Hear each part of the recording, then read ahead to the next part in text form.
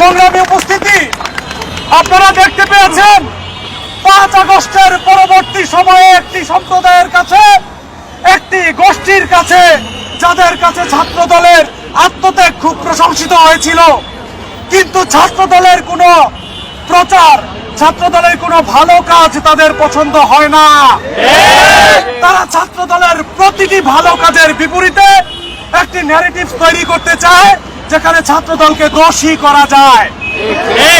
গুজব লীগ যেমনি অপপ্রচার করে এই বাংলাদেশের মাটিতে টিকতে পারেনি, ঠিক তেমনি ময়ূখ রঞ্জনের সাথীদেরকেও বলতে চাই, আপনারা অপপ্রচার করতে পারবেন ঠিকই, কিন্তু শিক্ষার্থীদের মন থেকে জাতীয়তাবাদী ছাত্র দলের জনপ্রিয়তা নষ্ট করতে পারবেন না।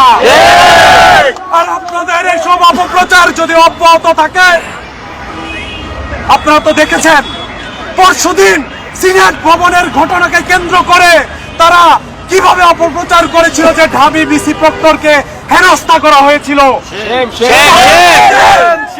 আজকে সেই প্রক্টর নিজ মুখে স্বীকার করেছে আমাদের উপর কোনো হেনস্থা করা হয় নাই।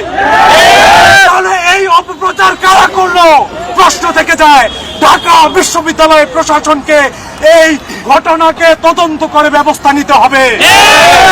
একইভাবে ফারুক হাসানের উপরে যারা হামলা করেছে তাদের ভিডিও ফুটেজ ইতিমধ্যে সোশ্যাল মিডিয়ায় সয়লাভ।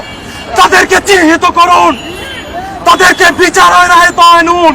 আর যদি তা করতে না চান তাহলে আমরা বুঝে নেব এই ইউনূস সরকারের নির্দেশে হামলা করা হয়েছে। জাতীয়তাবাদী ছাত্রদল বারবার বলে এসেছে, আমরা গোপনে যেমন রাজনীতি করি না, ঠিক একইভাবে কারো উপরে গোপনে হামলা করি না। কোনো অন্যায় হলে জাতীয়তাবাদী ছাত্রদল সামনে থেকে প্রতিরোধ করে, নয়। জাতীয়তাবাদী ছাত্র দলের সেই সামনাসামনি প্রতিবাদকে অব্যাহত রাখার আহ্বান জানিয়ে আপনাদের সবাইকে ধন্যবাদ জানিয়ে আমার বক্তব্য শেষ করছি।